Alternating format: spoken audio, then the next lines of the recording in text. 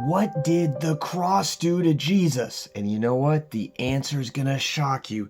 So we're in Mark chapter 15, verse 21. And it talks about as Jesus is carrying, so his body, he's been beat. He has been, it was brutal, the type of whipping that he went under. And there were 2 guards that would usually whip a person. And it was, many people died just from the scourging, they called it.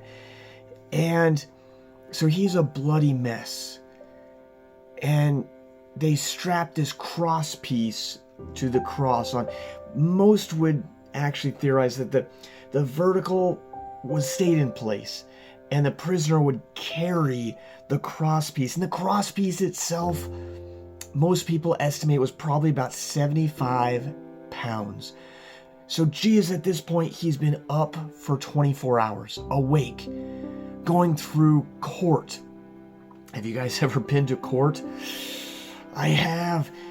And it can be scary, and the stresses involved in it. When I went to court, they were charging me with a felony.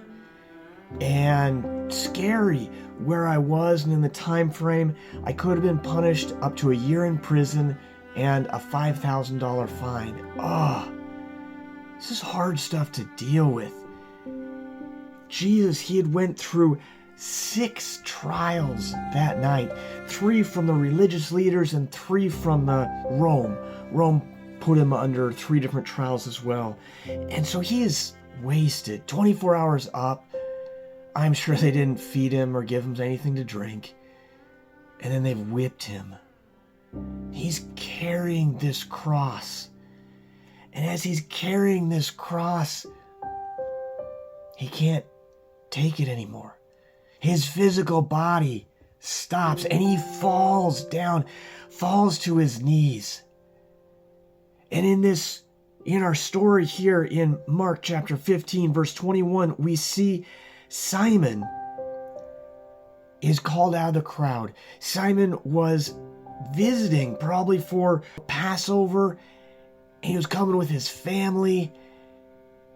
And here they see this guy being taken. Jesus, the weight of the cross drove him to his knees. And he fell down and he couldn't continue. And so the Roman guards, called Simon out of the crowd and said, "Simon, you're going to take the cross." Now there's a couple huge points here. You know, for you and for me, what should the cross do to us? It should drive us to our knees. It should drive us to our knees and realize I can't do any of it on my own. I'm not good enough. I need someone else to step in. And that is what Jesus did.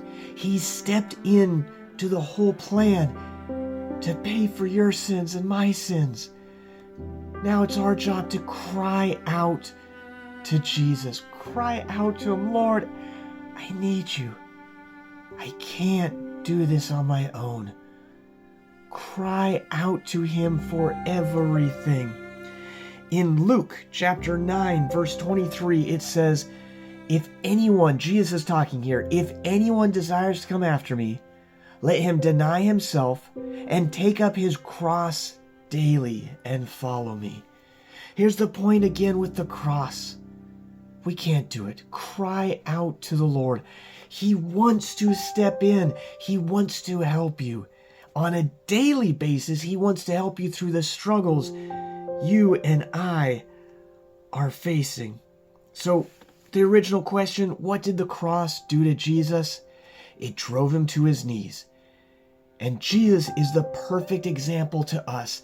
The cross should drive you and me, you and I, to our knees before a holy God.